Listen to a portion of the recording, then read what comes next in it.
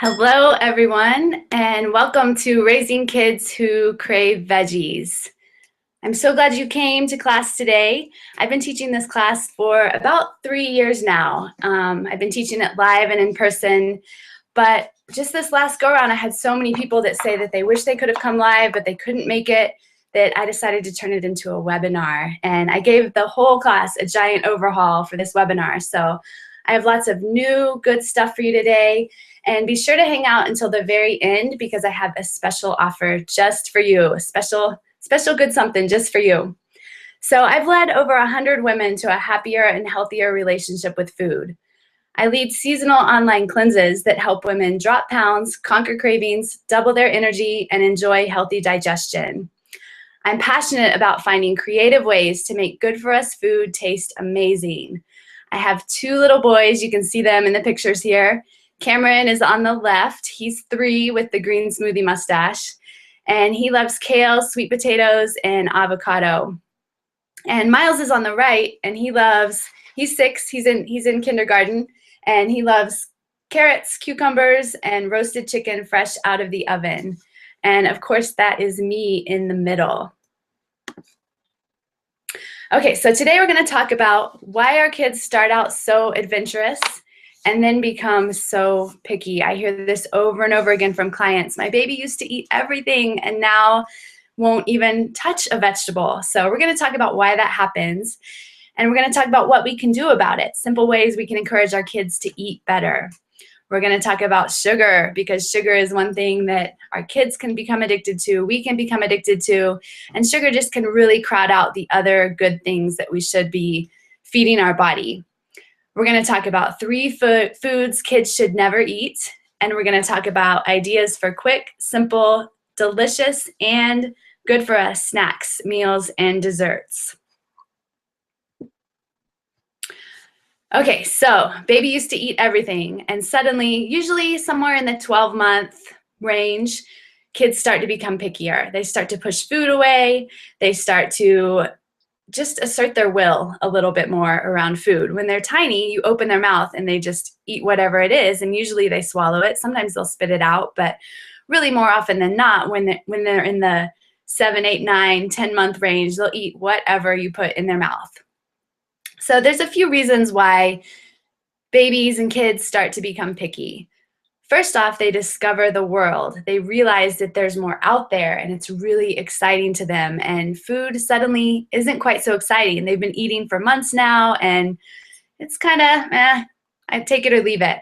But they discover how much is out there that they can look at and laugh out, and when they start getting mobile, they can run around and touch everything. So food doesn't hold quite the allure that it used to. Another reason is for their own protection. As they do start to become mobile, it would not be a very good thing if they just ate everything they came across. So for good reason, they start to become a little leery around new things they stumble upon, new things that we try to get them to eat, because it's for their protection. And then thirdly, they realize they can. This is what I was talking about. They assert their will. They realize that I don't have to eat that if I don't want to. I can throw it on the floor and make mommy mad. And from a very young age, they start figuring out how to push our buttons. So what can we do? The biggest thing we can do is to rely on simple, whole foods. And I'm going to give you lots of tools today to make that a reality, because it's easy to say, oh, eat whole foods. It's simple, but there's preparation involved, there's planning, there's shopping. Depending on where you are in your cooking skills, there might be some education and some practice needed before you can really start to rely on simple whole foods. But the truth is that kids thrive on simplicity. And I want to let you in on a secret that the processed food companies that market to our kids don't want you to know. Kids like simple whole foods. Now, there might be a little bit of taste bud adjustment that needs to happen before they can really start to crave veggies and crave simple whole foods and get excited when they see them, but it can happen. This is the food that we were made to enjoy. So I want to define some terms that we hear thrown around often so that we're clear on what we're talking about. So what is a processed food? A processed food has major parts of it missing or lots of extra stuff added to it. So it's different than the way it occurs in nature. And often the extra stuff that's added is in the form of added chemicals that are manufactured in a lab. So this is things like artificial food dyes or unhealthy oils or chemical preservatives. And these make up 70% of the average American's diet. The average American is eating 70% processed food. So on the other hand, we have whole foods or unprocessed food. So whole or unprocessed foods are foods that have not been messed with or are just minimally changed from the way they occur in nature. Maybe they've been peeled, maybe they've been cooked, maybe they have been steamed, but basically it's the way that these foods are found in nature. And I want you to know that just because it's packaged doesn't mean it's processed. There are packaged foods that are absolutely fine to enjoy. I cook a lot and I love cooking and I like cooking from scratch, but to think of doing every single thing that my family eats from scratch every time, that's overwhelming to me. So it's fine to enjoy some packaged foods. Things like hummus and bread and yogurt. These things obviously are not exactly how they're found in nature, but they're great if they work for your body. And it's best to look for simple ingredients that we recognize in our packaged foods instead of strange chemicals. So choose the real thing. The amazing thing about vegetables is that they contain fiber, vitamins, minerals, antioxidants, and these really cool things called phytonutrients. Phytonutrients are things that are only found in plants. They're in vegetables, they're in fruit, they're in nuts, they're in beans.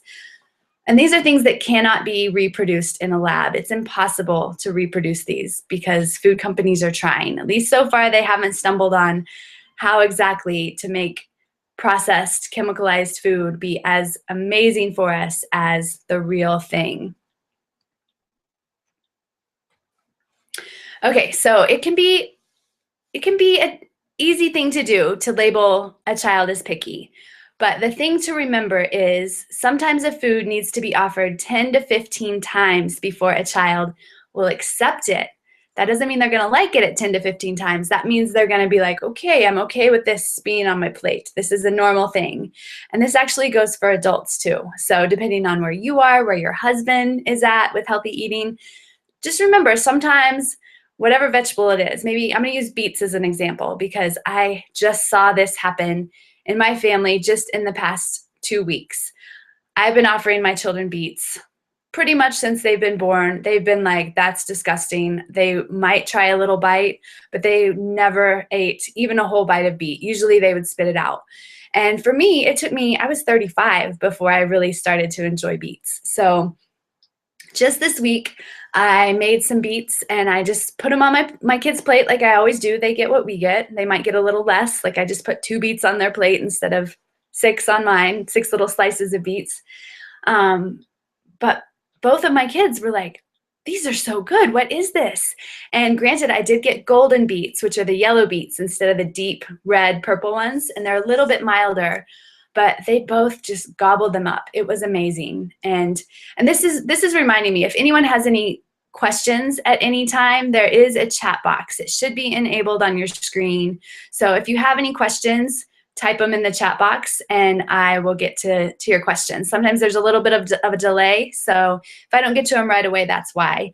And if you're listening to this webinar later, if you're watching the recording, just reach out to me. My email will be in a slide at the end of the presentation, and you can find me on Facebook, or lots of you have my email. So just reach out if you have questions. Okay, so 75% of parents give up after 5 tries. So they present beets 5 times. They present broccoli 5 times. Kids like, this is gross, I'm not eating it. Parents give up, label their kid picky. So just remember that sometimes it takes a long time, and hopefully it's something that you enjoy eating and that you found a way to make it taste really good. So it's just not going in the trash, it's actually getting eaten. But remember that it could take you a few tries to like it too. 1 bite rule. And I know lots of you probably have this rule in place, but for those of you who don't, this is so helpful. 1 bite rule. 1 bite of everything. I can't tell you how many times a day, really? I mean, a day never passes that I don't hear a complaint about something that I make. And it's not that they don't like it, it's just that they're testing me. They're trying. They're like, maybe this time if I say I don't like it, I'll get chicken nuggets. Or maybe this time we'll be able to go out to eat if I say I don't like this dinner that mama cooked. But virtually every time, I'm talking like 99.5% of the time, once they try that one bite, they eat the whole bowl without even saying anything else. Sometimes they'll be like, oh, this is good. And it's just, I just have to laugh at it because what else can you do? You know, when you put food in front of your children and they're like, this looks gross, just try one bite. And if you don't like it, then we'll talk. And actually, I just leave that part off. I don't even say if you don't like it because I don't want to plant that message in their head. That's what's running in my head.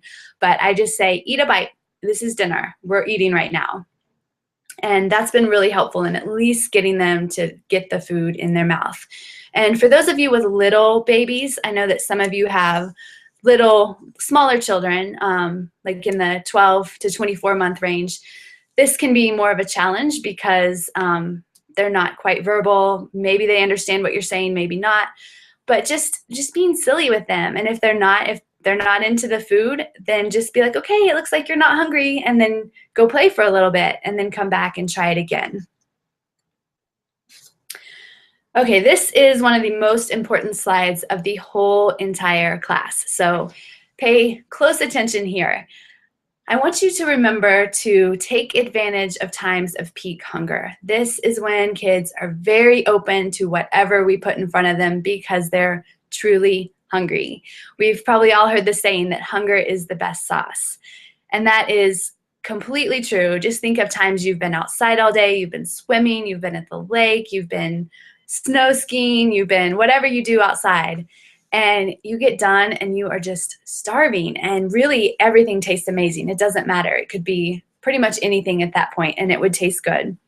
So times of peak hunger in my family are after sports or after we've been at the park for a while, after school, after a nap, in the car. Oh my gosh, we get in the car and my kids are like, I'm hungry, even if we just ate a big meal. After swimming, after being outside. So this is your chance to get your kids to eat healthy stuff, I promise. Especially because a lot of these activities that I just named are outside of the house. We're outside of our kitchen where we have everything. We have so many choices.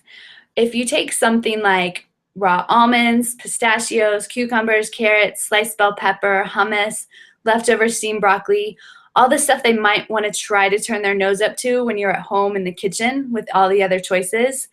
If you're out of the house, it works so well. I just say, well, this is all I have. We're going to be home in about 30 minutes. So if you want to wait until then, that's fine. But if you're hungry, I would just try a bite and see how it tastes to you right now. And we talk a lot about how different foods, different vegetables in particular, taste different depending on how we prepare them. So, for example, Miles does not like zucchini. That's one that he just has not come around to yet. But sometimes I'll put it in a soup because I do want to keep presenting it to him. And I try to just not put a giant pile of zucchini on his plate because I just know he doesn't like it. But I will cut up half a zucchini. If it's a small zucchini, I'll put a whole one in a big thing of soup. And he'll see it. He's like, is this zucchini in here? I'm like, yeah, taste it. Because when we put it in a soup, it tastes totally different than when we're just trying to eat it on a plate. So he's actually had a few bites here and there, and he'll usually take a few bites and be like, yeah, I still really don't like it. And I'm like, fine, pick it out. It's fine. Thank you so much for trying it. And so we talk about how different foods can taste different. And then we talk about how as we grow and get older, our taste buds tend to change. And I tell them about, oh my goodness, all the vegetables that I could not stand as a child: tomatoes, broccoli, cauliflower, celery. I didn't like any of those. And now I love them. They're staples of my diet. So keeping the conversation as long as your kids are old enough. And also the list of foods that I named, of course, if you have little kids, you want to be careful with choking. So the raw nuts might not be quite as appropriate. When my babies were little, I chopped up nuts really fine. I had like a Pampered Chef, I think it's an herb chopper officially. It has a cover on it and you can chop up the nuts really fine. And then I would sprinkle it on like oatmeal or even vegetables, just to start getting those healthy fats into them. And there's been some research done recently on allergies and nuts and how it's actually better to introduce nuts earlier than at least I was told when I had my 6-year-old. That's totally changed. Like, they want us to introduce nuts at an earlier age because it can really help with allergies. Okay. So you might be wondering, why in the world do I have a picture of a television and a tree? And I kind of touched on one of these, how my kids eat so well when we're out of the house. But when we're outside, I can take pretty much anything and they'll eat it. I'm just always amazed at what they'll eat outside without complaining. They're just like, oh, they're just so conditioned that this is what mama brought. This is what we eat.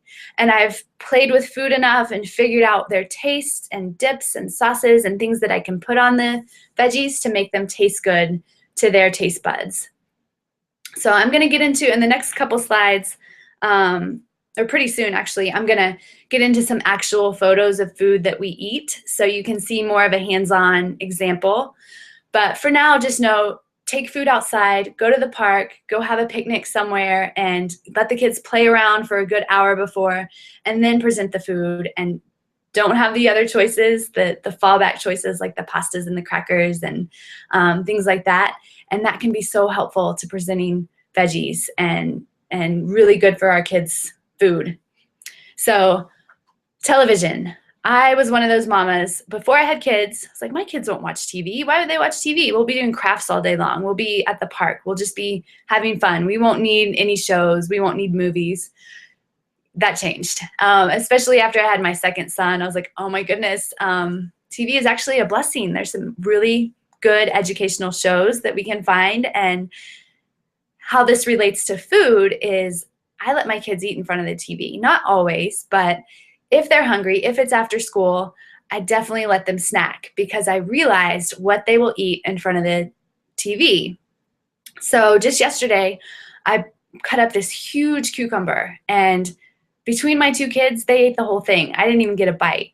I filled up their plates, they gobbled it down, and then they're like, I walked in and their plates were empty. I was like, would you guys like more cucumber? They're like, yes, that was so good. And even after years of my kids eating vegetables and being good veggie eaters, I'm still kind of surprised every single time. I'm like, okay, that's awesome. But it's that they're hungry. There's not a lot of other choices. Sometimes I'll add like some chicken on there or something if I feel like, oh, and actually yesterday I did give them hummus with their cucumbers too. So I do try to give them, if I know they're truly hungry and need a snack with some protein in it, I'll give them protein too. Garbanzo beans are something that my kids love too. Sometimes I make them from the dried beans. In fact, I have some soaking up on my stove right now, but I don't always do that. I use canned beans too. I look for organic, and I get the ones that don't have the BPA in the lining, the plastic lining that can disrupt our hormones. But canned beans are absolutely fine. And we put a little lemon juice on them, fresh squeezed lemon, and some salt, and a little bit of olive oil. And we call them lemony eyeballs. I don't know where that name came from, but it's worked. And they love them. It's kind of like a carby treat to them that they can gobble up. Okay, so it's time to look in the mirror at ourselves and think, what habits are we modeling? So kids learn by watching us. If we're eating junk, they assume it's okay, and it'll be virtually impossible to teach them otherwise. So if we're stopping at the drive-through window on a weekly basis, they're going to think this food's absolutely fine to eat, and they're going to start craving it. Because the thing with processed food and fast food and convenience food is a lot of the chemicals in there are manufactured in a lab to make the food taste really good and to leave us craving more. Food companies are smart. They know how to keep us coming back. So be aware of that. Be aware that there's these things in processed food and fast food that actually can have addictive properties to them. So on the other hand, if we start upping our eating habits, our kids are going to do the same by default. So if all there is stuff that's good for us in the house, that is what we're going to reach for. So it can really be helpful to take an honest look at how much restaurant food we're eating, how much packaged food we're eating. And in our culture, food is typically either really bland, really sweet, or artificially flavored. And I'm going to read you a quote from an amazing book that completely changed the way I parent, and I highly recommend it to everyone. It doesn't matter if you have a tiny baby or if you're just newly pregnant or if you have a 15-year-old or an 18-year-old. It's all relatable. So the book is called Simplicity Parenting, and it's by Kim John Payne. So Simplicity Parenting, I absolutely recommend that you read it when you get a chance. It's fascinating. So what he did is he went on to the Frito-Lay website, and he found this quote straight off their website. It says, "Turn up the volume of your snacking with the amped up spices, high decibel cheese, and the awesome crunch of Doritos brand tortilla chips. The bold flavors like Doritos nacho cheese and Cool Ranch are the loudest snacks on earth."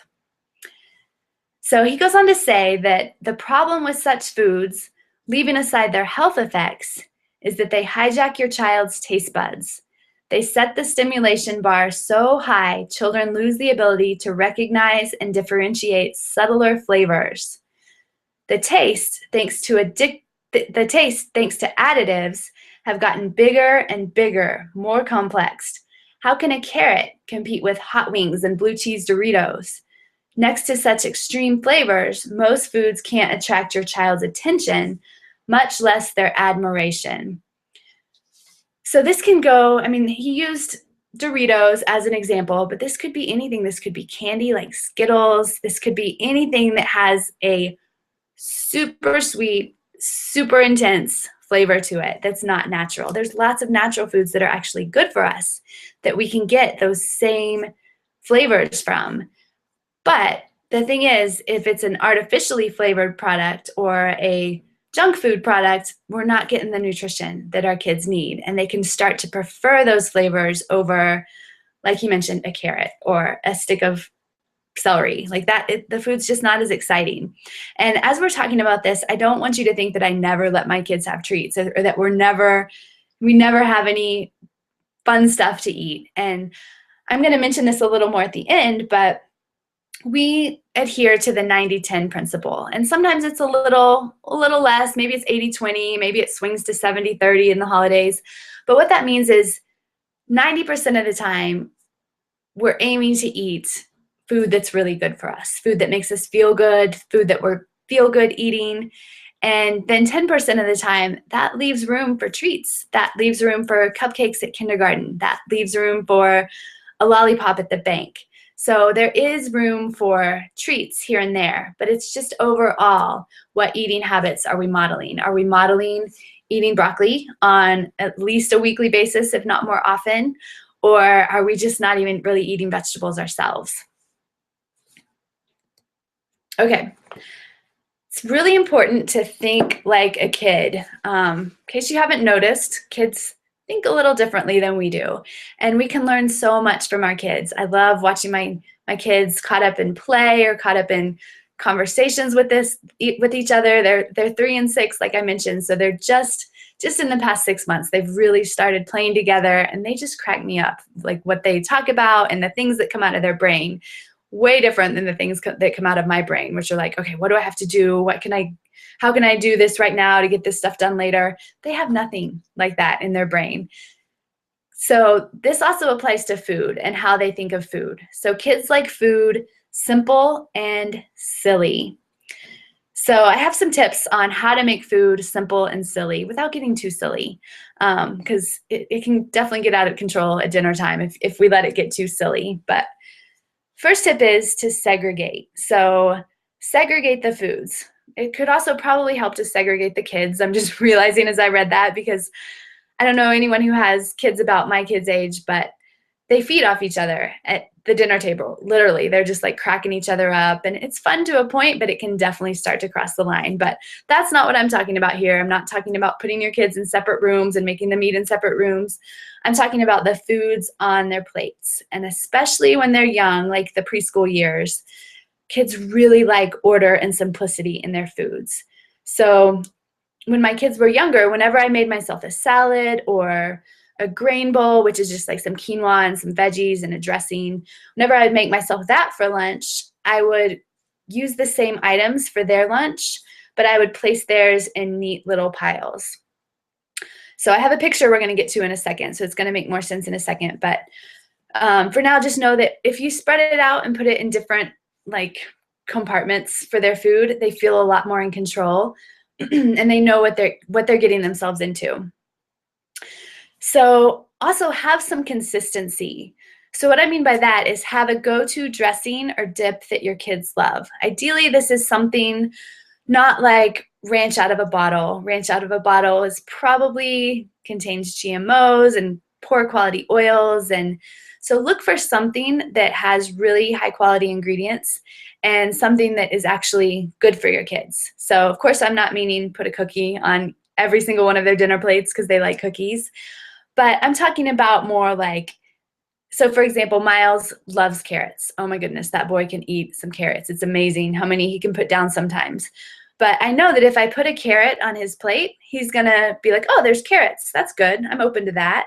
So having something on there, I've met parents whose kids love raw bell peppers. My kids, that's another veggie I'm still working on with them, raw bell peppers. They don't like it.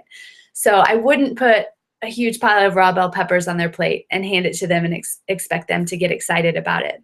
But something that you know they like. So also, we found in our family that if we make up silly names, if we get really silly with the food, it helps so much. So greens like kale are dinosaur food. So we all turn into dinosaurs, we all make dinosaur noises, and we eat the food and eat the greens. And if my kids are being resistant and just aren't showing any sign of wanting to eat it, it's amazing how this can flip the switch and make them interested in the greens. And both of my kids still love me to pretend the food is a little fish swimming in the ocean, and they come and gobble it up. So I put it on the fork and I pretend it's a fish, and I'm like, don't eat me. And they're a big shark, and they gobble the food right up. And just last night, the whole family was sitting around the table. I made some miso soup, and kids were not excited about it. They're like, ooh, this looks gross, because it was something I don't make very often. And so we all turned into ogres. We were a family of ogres, and that was our ogre slop. And once I called it ogre slop, they got really excited. So of course I have boys. If you have girls, you can try things like calling beets princess food. I tried that in my family, and that didn't go over so well, but I had a client who that one worked beautifully for her daughter. They're pink when you cook them. They're like this beautiful deep reddish pink color. So they were princess food. So this next tip kind of goes hand in hand, but it's to give your child attention while he or she is eating. And those of you with one child might be like, of course I give my kid attention. But I found that as I have 2 kids, and I can only imagine with 3, 4, 5 down the road kids, down the road for other people, not for me. But I can only imagine how busy it gets, because kids eat really slow. And I try to not gobble my food down. I'm intentional about chewing, but still, my kids eat a lot slower than I do.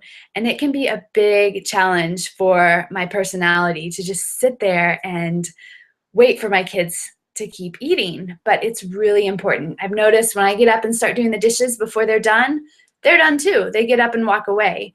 Whereas if I'll sit down, talk to them, maybe even feed them, I still give my 6-year-old bites off the fork. If he's slowing down and not focusing on his food, I'm like, I'm going to help you here.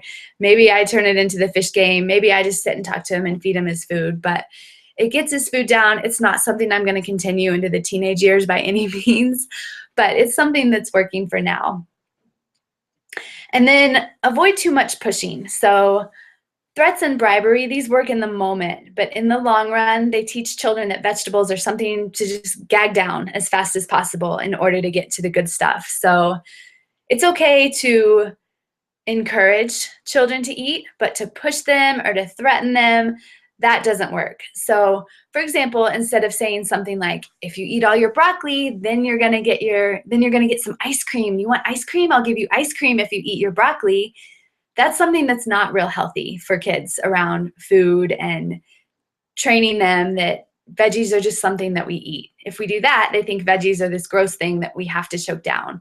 So on the other hand, doing something like saying, okay, well, I made some dessert for dinner, for after dinner. So everyone who eats a really good dinner is going to get some dessert. But if you don't eat a good dinner, that shows me that you're just really not very hungry tonight, and we probably shouldn't stuff your belly full of dessert on top of it. So kids are like, well, I want dessert. I'm going to eat some. So there's a slight difference there, but it makes all the difference in the world on their perception of veggies. And instead of it being this gross thing they have to gobble down, it turns it into just something that we eat. We eat dinner before we have our treats. It can also be helpful to use variety. So what I mean by this is raw veggies, cooked veggies, make them big, make them small. Every once in a while, I'll cut them into shapes with a cookie cutter. Actually, I think I've only done that once, but I know other people do it and it works really great, like cutting stars out of cucumbers and things.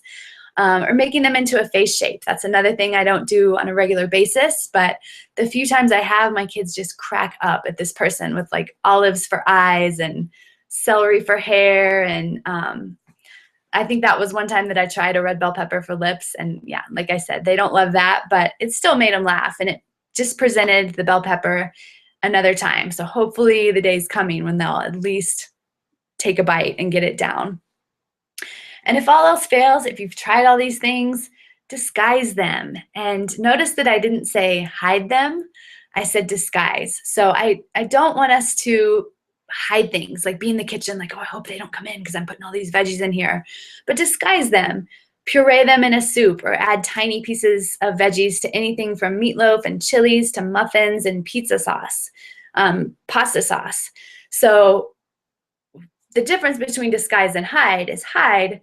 That sets us up to have to lie to our kids and be like, no, there's no veggies in there because we've hidden, we've been all secretive. Where if we disguise them, if they do see it in there, be like, yes, we always have zucchini in our pasta sauce. You didn't know that? I've put that in there forever. So actually, you have been liking zucchini all this time. And then finally, use your grater. And this was a really helpful one. I didn't know about this with my first son, but with Cameron, I grated a bunch of veggies when he was little because it's hard for kids that, especially when they don't fully have their teeth yet, it's hard for them to chew like a big carrot. That's dangerous. We don't want them to choke on it. Where if we can grate them really small and grate them with something sweet like an apple, so like an apple and a cucumber grated together, or an apple and a carrot grated together, or an apple and a golden beet, anything that can sweeten the veggie up a little bit and just start to get those flavors in them so kids get used to these strong flavors that are in vegetables. Okay. I'm not going to spend a lot of time on babies, but I definitely want to mention some baby food ideas for those of you that do have babies. And you're going to notice that I'm not talking a lot about older children, teenagers, because I'm just not there yet. The verdict's still out on what's going to happen with my kids as they get older and have more and more free reign in the world on their food choices. I know for me personally, I was brought up eating pretty well. We ate veggies, and then I went out into the real world and I tried to live on Lucky Charms and candy bars and Pop-Tarts for about 2 years, and I realized that that didn't work at all. So that's when I circled back to paying more attention to what was on my plate and trying to up the nutritional density of my food, because it just doesn't work long term. So that's what I'm hoping. Well, I'm actually hoping my kids just never even do that, that they just are these amazing chefs that whip up veggies from scratch every day. But realistically, they're probably going to venture out into the junk food realm, hopefully circling back after they realize the difference that they feel. But anyways, back to babies. Babies love real fresh food. And I don't know if you've ever tasted any of the jars of commercial jarred baby food, even the organic ones. Bland and blah. Oh my goodness, they're just really gross as compared to real food. So I know that a lot of us are really busy and don't have a lot of time to make food, but it really doesn't take much time to make baby food. It can be really quick. It can be as simple as one of the best baby food recipes I ever made was a little bit of a chopped leek. A leek is like an onion, if you're not familiar with that. So you could use something like an onion too, and just saute it really gently in coconut oil. You don't really want it to brown. You just kind of want it to soften. And then at the same time, you steam a sweet potato or two.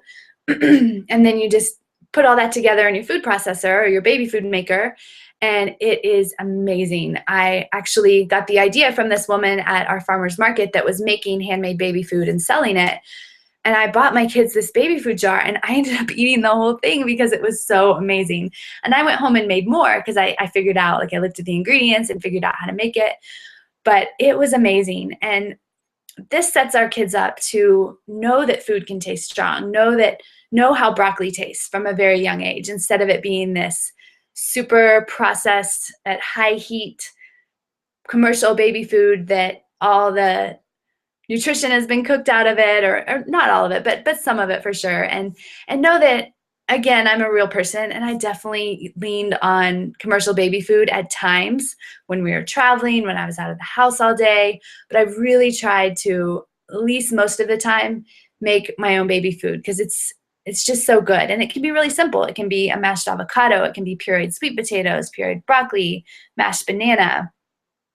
So this is the time when babies are really little that they will eat virtually everything, and they will surprise you at what they will eat.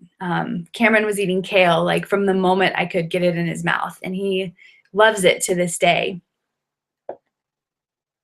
Okay, so here's some examples of real life food, and these are from a couple years ago. So I look at this now, and it doesn't look like very much food for my boys now, but this was probably when Miles was, I don't know, 2, I would say, maybe a little older. I vividly remember this top one. We were outside and he wanted a snack, and so I just went in and just got some stuff that I had in the fridge.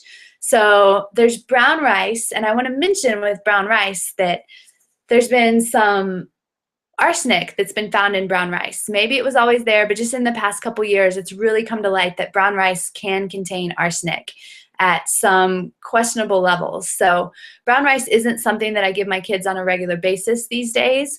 I would definitely go something more like a quinoa or millet or amaranth or something like that, like another whole grain that cooks like rice, acts like rice, but I've kind of shied away from brown rice because of the arsenic. But I wanted to show you this picture so I could mention that, and so you could know, like, put a whole grain on their plate. So then there's carrots. Like I said, Miles loves carrots. That's the lemony eyeballs there, the garbanzo beans with salt and lemon juice, and then some avocado and some cheese. And he gobbled up every bite of this meal. I vividly remember. So here's another one. So this is a little plain yogurt that has flax seeds, ground flax seeds, and cinnamon sprinkled on it. And when my boys were really little, they would eat the plain yogurt without any sweetener on it. Now they've figured out that maple syrup, pure maple syrup, or like an unprocessed cane sugar or honey actually tastes really good on yogurt. So now they get a little of that in there. But when they're little, they didn't even need that. And I've always gone with full fat, like whole milk yogurt, because it tastes so much better, and we actually need fat to absorb the calcium that's in there.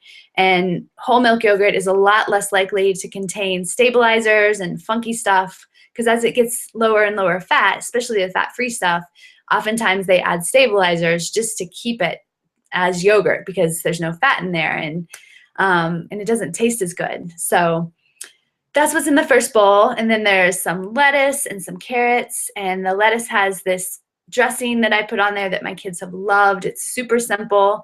I can give you the recipe right now. It's so easy. It has some ingredients in it that aren't really normal, for lack of a better word. So you might not have heard of some of these, but first ingredient is olive oil. Most people have heard of olive oil, I would hope, but it's 4 tablespoons of olive oil, 3 tablespoons of something called apple cider vinegar, and I use Bragg's raw apple cider vinegar.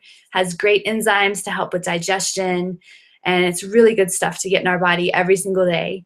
So 4 tablespoons of olive oil, 3 tablespoons of apple cider vinegar, 2 tablespoons of umi vinegar. So what umi vinegar is, it's made from the umeboshi plum.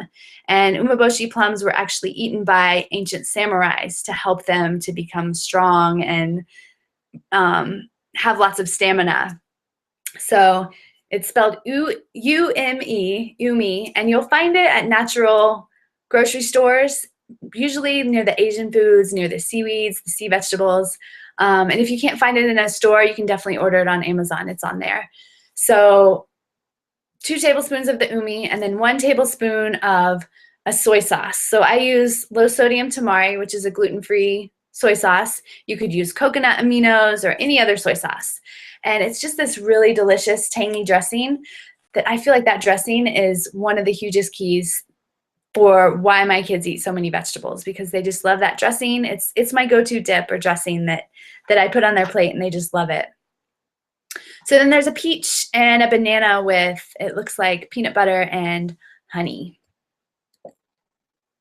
So this is more recent. This was just the other day. I just grabbed these leftover roasted sweet potatoes, and these little bento, these stainless steel bento boxes are amazing. If you have younger kids, I mean, I imagine this would work for older kids, but again, I'm just not quite there yet, so I can't speak to that exactly in my family. But I've had these for years. I mean, you should see the lids. They used to be painted, and now they're just chipped, but I've probably had them for 2 years at least, and they still work amazing. And I love it that they separate. Mine has 2 compartments. You can get the ones that have 4. The brand that I have is, I believe it's Simply Safe Stainless, and there's another brand called Lunch Bots, like lunch and then bots, like kind of like robots, but lunch bots. And these are great because they separate the food. They're fun. My kids are comfortable with their boxes. They know they're going to open them and find veggies in there. And they've just been really helpful. They reduce waste. I'm not throwing away plastic bags all the time. So highly recommend getting some of these boxes.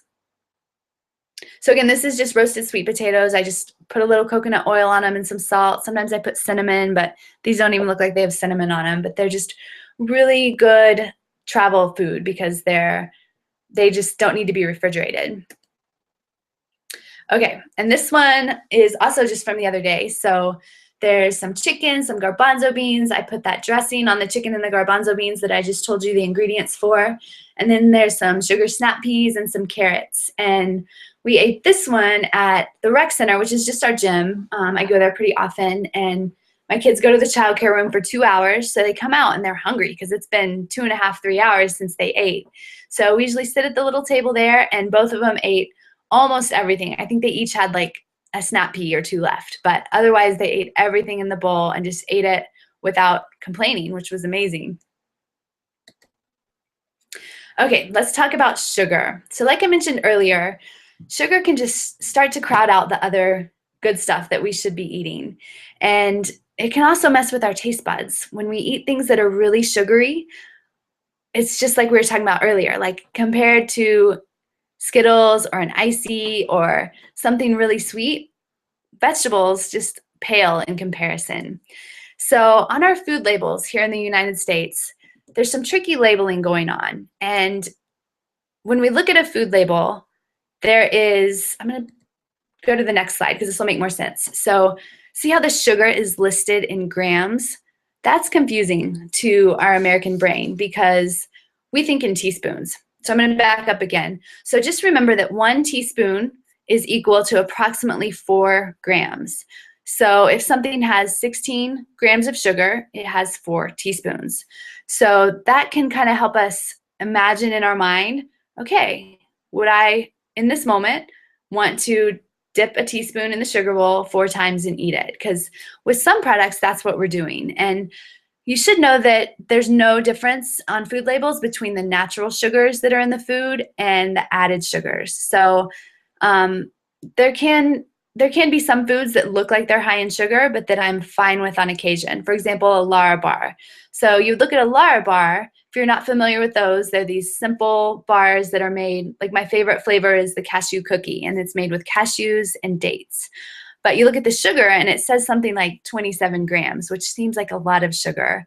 And it is. I wouldn't recommend eating Lara bars all day long every day and sitting on the couch. But if you're out for a walk, if you went to the park and you need like an easy travel snack, it's a great choice. So it's going to look like it's high in sugar, but the sugars are bound up in the dates, and there's also all the fat and the protein from the nuts to help slow down the sugar rush. So completely different to our bodies than eating like a bag of Skittles. So back to this example, and this is a made up food label. You see that on the ingredients, it's evaporated cane juice, high fructose syrup, brown rice syrup.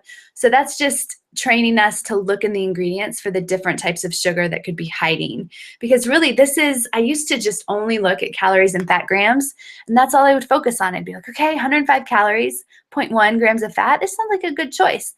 But now I would look at it and be like, oh my goodness, but there's over 6 teaspoons of sugar in this, and it's pure sugar. This is going to hit my bloodstream so hard. It's going to mess up my insulin, which is going to lead to this whole hormonal cascade of our hormones are like a deck of cards. So if one hormone like insulin gets out of whack, it can knock down all of our hormones. So something to really think about when looking at food labels is to look at the sugar, see what's really in there. And if you are eating above the recommended amount of sugar per day, which we're going to get into that in just a second, it's essential that you're exercising on a regular basis. So if you are heavy, like if you run a lot or something, you can probably get away with a little more sugar than what's listed here, but not much. And most people are way over this limit anyways.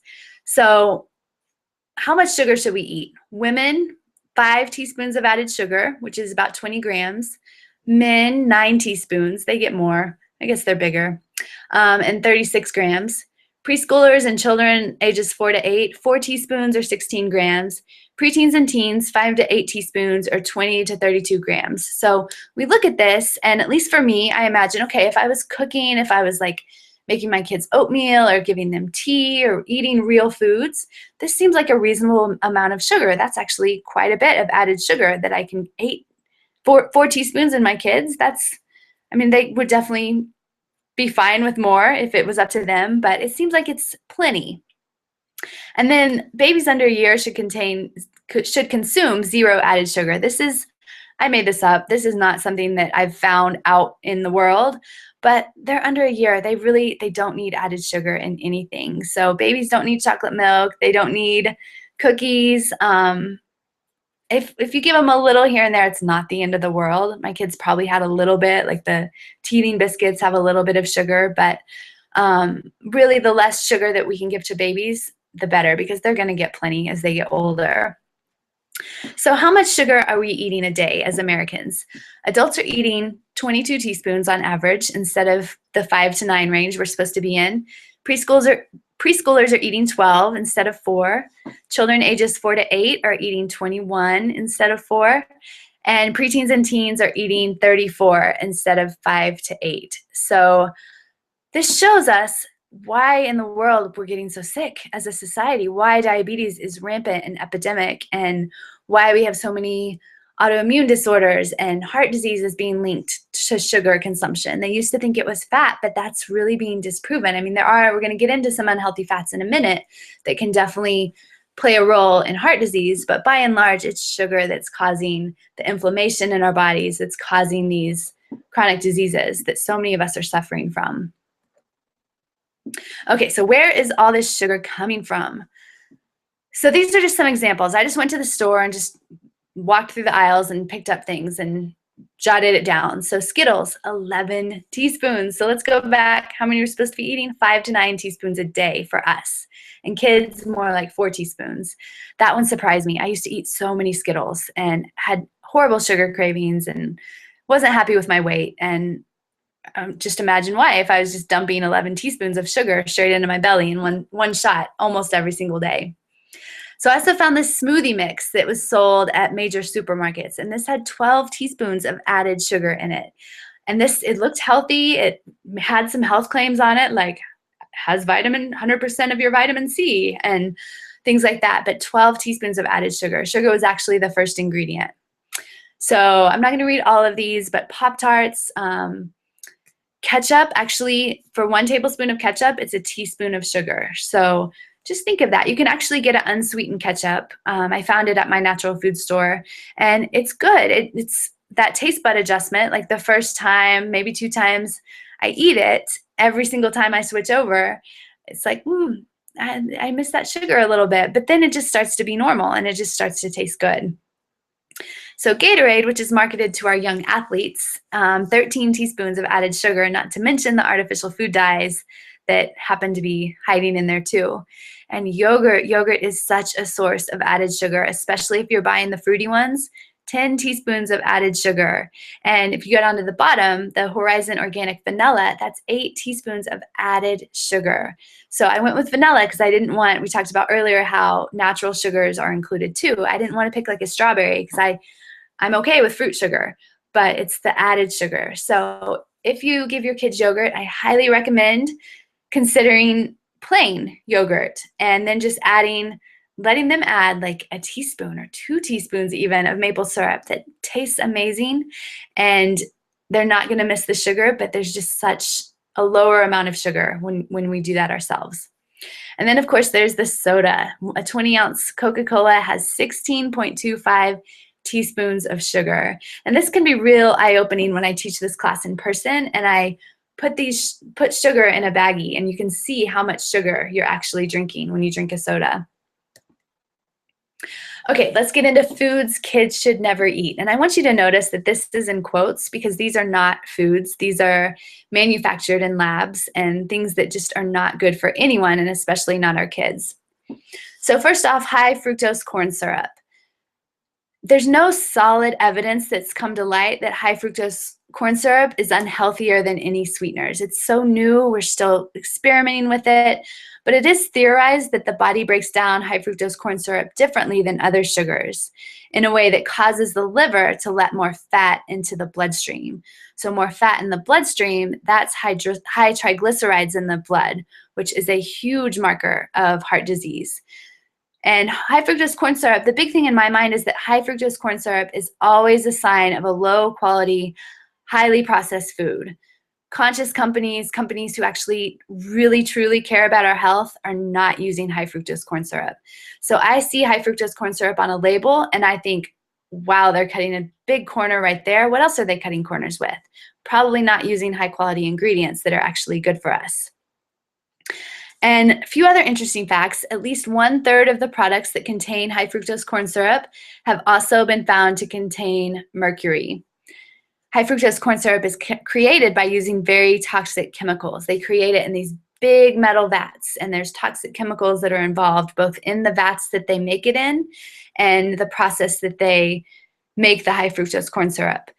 So where is this? It's found in whole grain and healthy, again, I'm quoting here, healthy bread. It'll have health claims on the front, but you turn and look at the ingredients and high fructose corn syrup might be in there.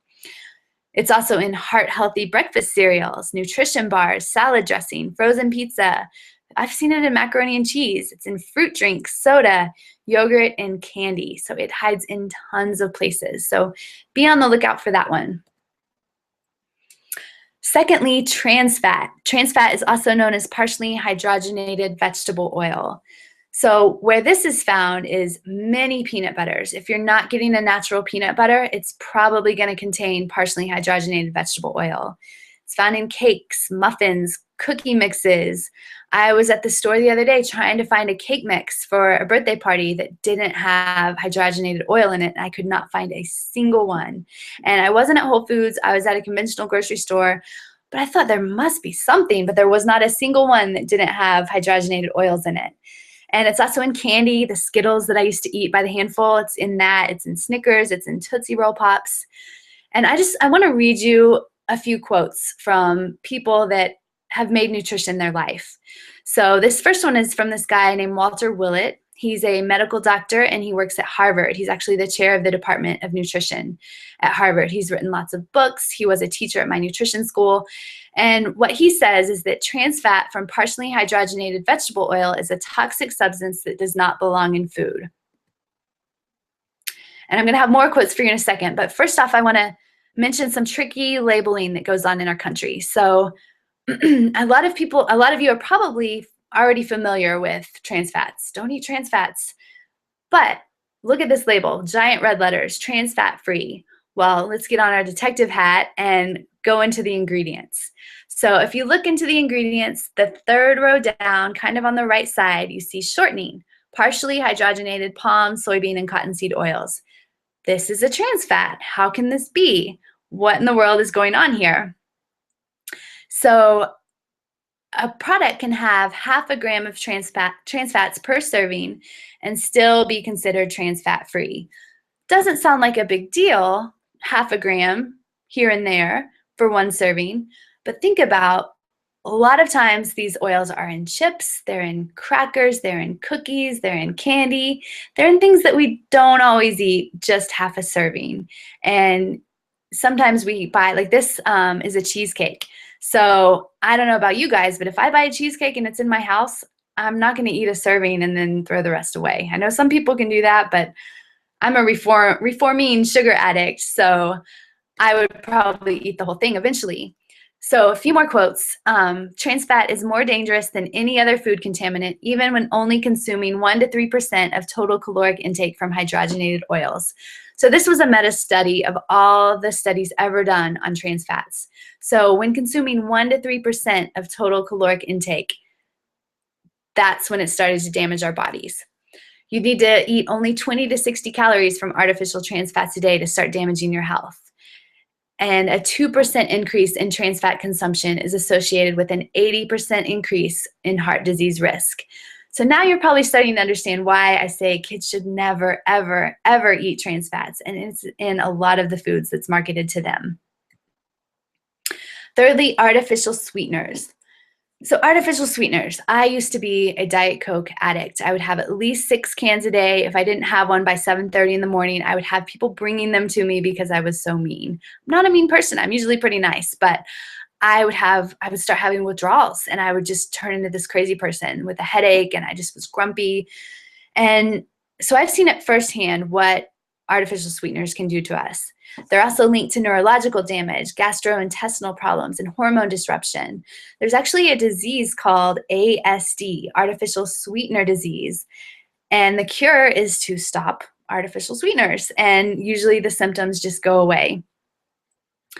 And there's lots of books on this. There's one that's called Sweet Deception, I believe it's called, and there's lots of books that go into like the story behind artificial sweeteners, how they got passed by the FDA, and it's fishy to say the least.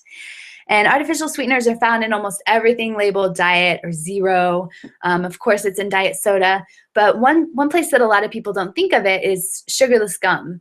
So most sugarless gum is going to have artificial sweeteners in it. And the big thing that artificial sweeteners do on top of all the other things is that it messes with our taste buds. It's like the sugar, except usually it's even more intense. So we start to just really think that our taste buds start to think that that's the way food should taste instead of the more natural flavors. Okay, let's talk about kids who won't eat any vegetables. So kids who won't eat any vegetables know this might be a phase, especially if they're in the 12-month to 2.5-year range. Somewhere in there, usually kids, like we talked about earlier, they start to assert their will, and it's kind of a power struggle, but just keep presenting it. I know for me that there's been times where I've had to be like, okay, well, if you don't want to eat these vegetables, we're done eating for the day. And it's not like I do this all the time. I've really only had to do it maybe once. And then they realize that, okay, mom is serious. Like, I better eat this food. It's really not that bad. It actually kind of tastes good. And she's not going to give in. So know that it might be a phase. Know that you might have to put your foot down. And you just do what's comfortable for you. If you're not comfortable with that, then figure out something else that could work for you. It's also really helpful to limit artificial, chemicalized junk food. So these are the foods that have been engineered in a lab to taste amazing. And they're full of flavor, but they're also full of harmful fats and additives. So consider eliminating all processed foods, even crackers, junk foods, fast foods, and I recommend even giving up juice and milk. It doesn't have to be forever, but juice and milk are things, juice is so concentrated. In my mind, juice is just a little step down from soda in its health benefits or health in detracting from our health, because if it's not organic, it's probably going to have pesticides in it, and it's just a huge sugar hit. The amount of sugar that it's putting in our bloodstream doesn't make up for the amount of vitamins that's in there. There's no fiber in it. Things have been removed. So I'd much rather give our kids real fruit than whole fruit instead of juice on a regular basis. Again, there's wiggle room for that every once in a while. And milk is just a food that a lot of kids really get addicted to, and that's all they'll do is they'll just drink milk and eat pasta and eat chicken nuggets.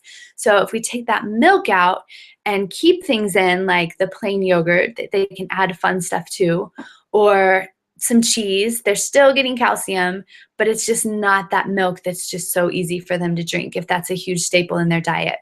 And then be patient, kind, and silly. Use those tips that we talked about earlier about keeping it light, keeping it fun, and keeping it silly. So I read a book.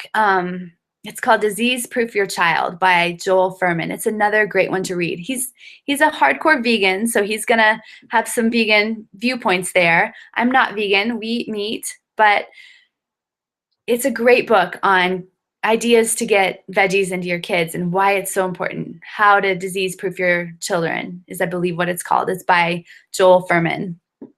And in it, he talks about kids would eat anything we put in front of them if we were shipwrecked on a desert island. They would eat it. They would get over their pickiness because we're mammals. We get hungry. Our body wants to eat. So if we can really help our kids get hungry and really only present them with things that we really feel good about them eating, they're going to eat it eventually. I'm not going to say it's going to be easy and then it's going to just happen overnight. It might be a few days, but I would say within a week, 2 weeks for sure, things would change. There would definitely be some shifts.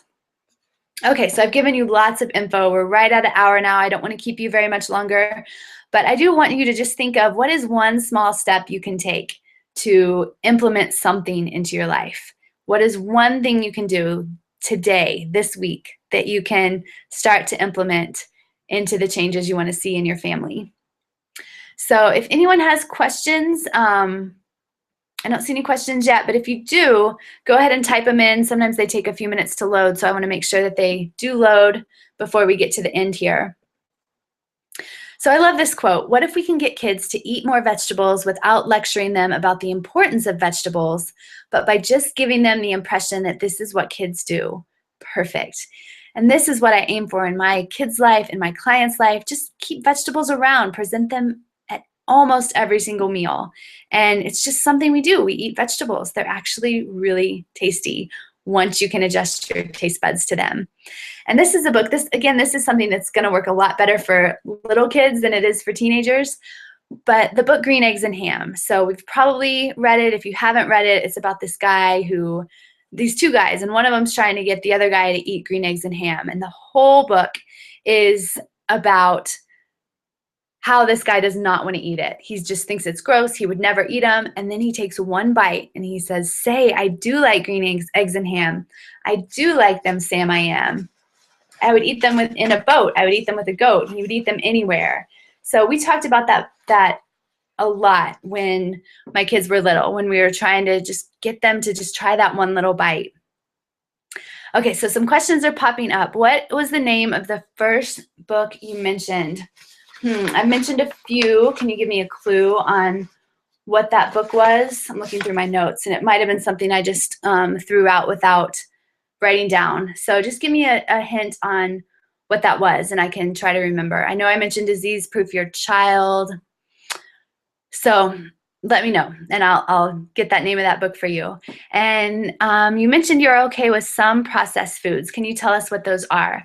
So if I said processed, I meant more like packaged. So processed foods, I'm not going to sit here in front of you and tell you that I never give my kids processed foods, because sometimes we'll have chips, sometimes we'll have crackers, but it's really not something I recommend. And the main thing is it's the oils that are used in there. So the oils that are used in processed foods are high in omega-6 fatty acids, and they tend to cause inflammation in our body. So if I do go for chips, I try to do something like Boulder Canyon potato chips. They're simple, they're made with natural ingredients, they're still not super high quality oil, but if we're going out for a picnic or something like that, I'll grab a bag of salt and vinegar because that's my favorite. But you can do things like making your own popcorn and coconut oil. That's a great option. And then the other chips that I do like and buy on occasion is the ones, they're escaping me what they're called, but they're made from like sweet potatoes and root vegetables, and they're beautiful and bright colors. And so they're made from different veggies than just a white potato. Oh, simplicity parenting. Thank you, Crystal. Yes, simplicity parenting. That's it. Okay. My baby is 15 months and loves milk. Her intake of milk is much lower since we did away with all the bottles. She still drinks some in the morning and some at night. Should we not give her milk anymore? Cheese and yogurt are a part of her daily diet, and she also enjoys water. It's a personal thing. I did not give my kids very much milk. Our milk is very processed. It's homogenized. There it is. It's homogenized and pasteurized, and it's really different from what's found in natural form. A lot of people are big proponents of raw milk, and I actually went so far to tour a raw milk facility, and I couldn't take that step. It just didn't seem clean enough in my mind, even though it was supposed to be the best one in our area, and I couldn't trust my family with raw milk. So it's something that there's different takes on it. A lot of people say that kids need milk, kids need all the calcium, but then there's people that say, well, milk causes mucus and allergies and can cause kids to not want anything else. So it's kind of just like, what are you comfortable with? Do you want her to have milk? Is she eating other things really well, or is it something that tends to crowd out the other foods?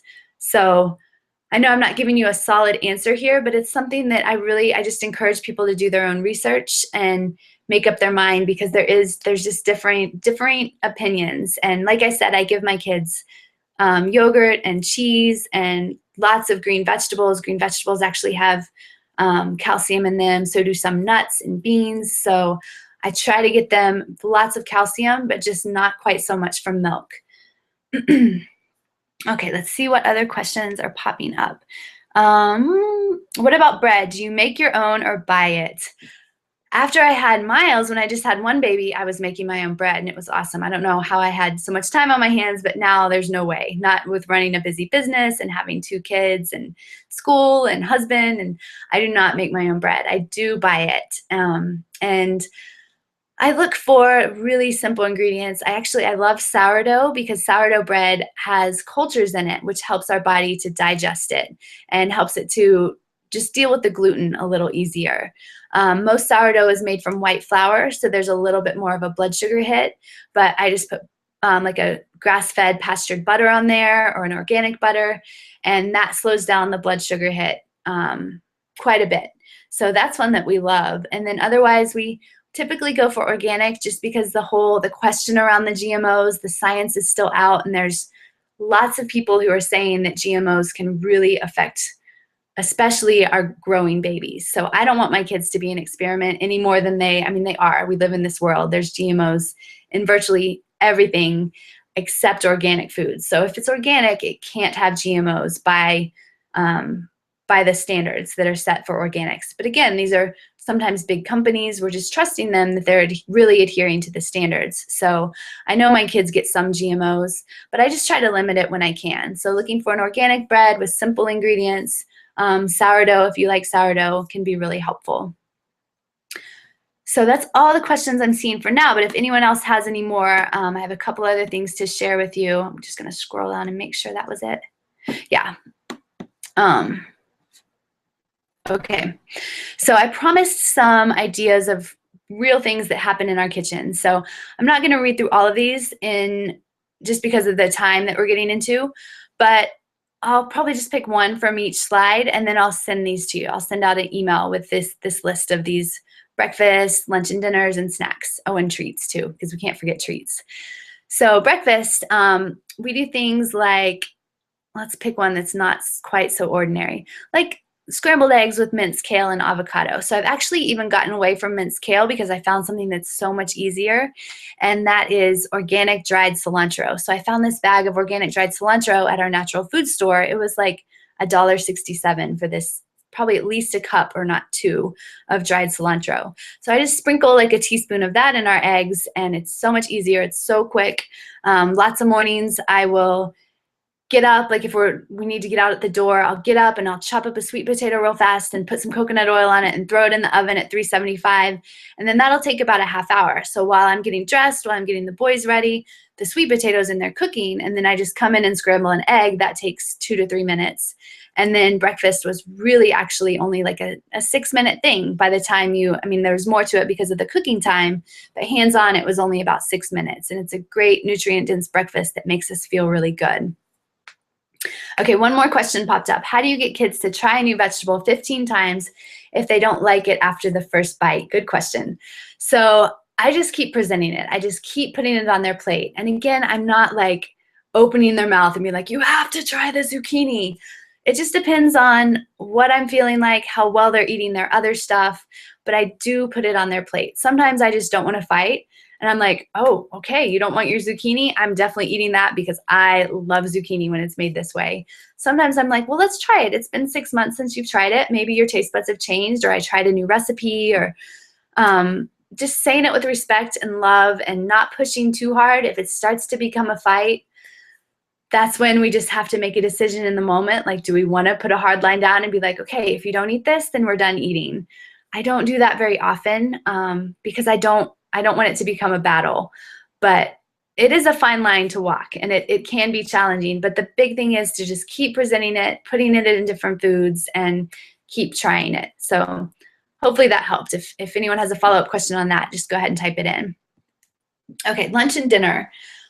So an easy upgrade is putting lentils in spaghetti sauce. So lentils are a great source of iron and protein, and they can just really up even a jar of store-bought marinara sauce. That's honestly what I usually use. I know all the Italian people on the call are like, oh my gosh, but it tastes good to me. So I definitely look for one that has very little sugar or no sugar in it.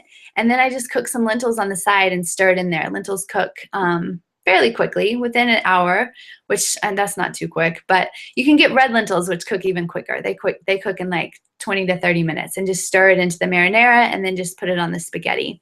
And again, using minced kale or dried parsley or fresh parsley even in the spaghetti can be really helpful.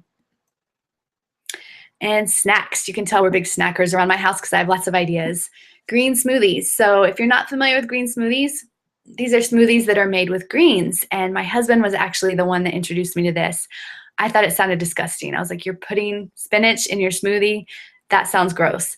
But it actually tastes really good, especially if you use fruit and sweeten it up. It can taste amazing.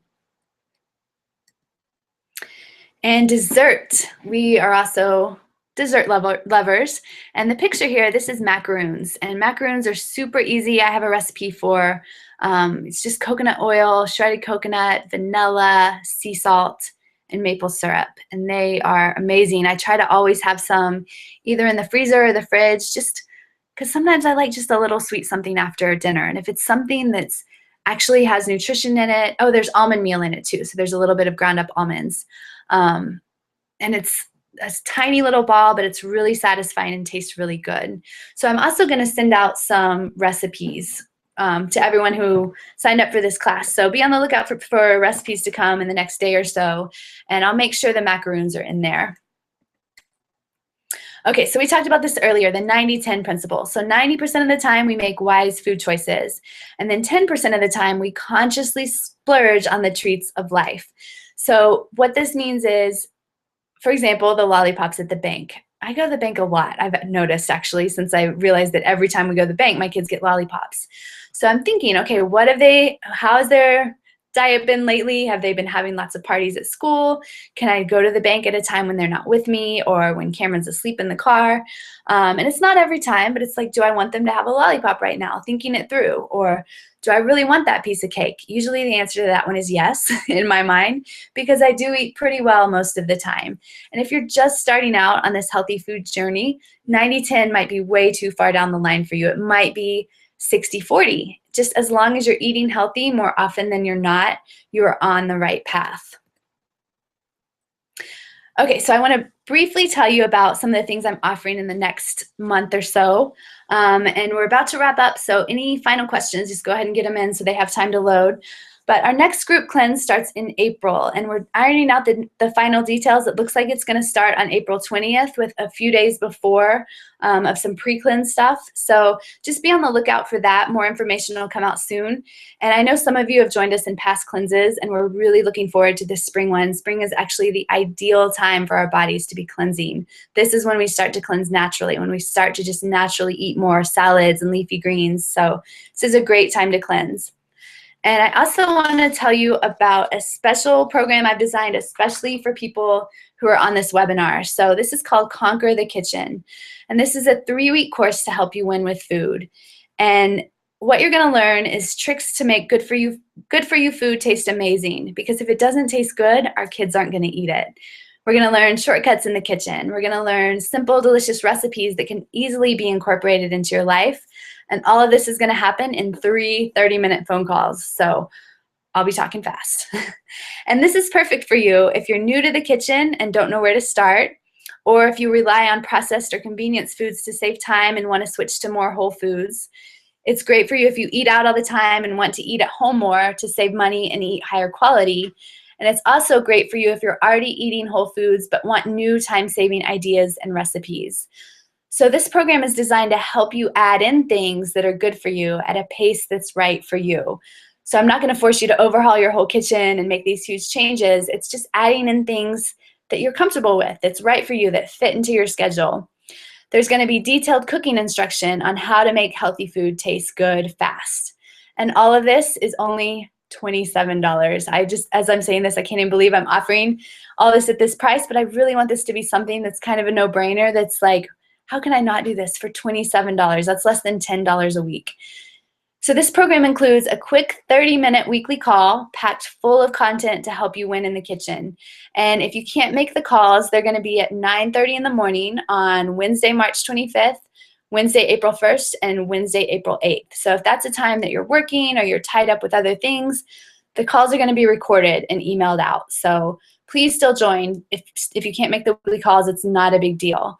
There's going to be simple recipes and action steps every week. And then there's going to be access to a special private Facebook forum where you can get your questions answered and find support from me and from everyone else in the program. So in case you want to know what we would be learning, week 1 is greens and grains. So how to make leafy greens taste good, how to get your kids to eat kale, how to get your kids to eat broccoli, and grains. Should we be eating grains? If we should, what kind of grains are the best? And then week 2 is a protein powwow. So we'll talk about meat, fish, beans, soy. We'll talk about what kind of protein is ideal and what kind of protein is not. So if you're vegan or vegetarian, it's still fine to join in, or there's going to be plenty of conversation around plant-based sources of protein.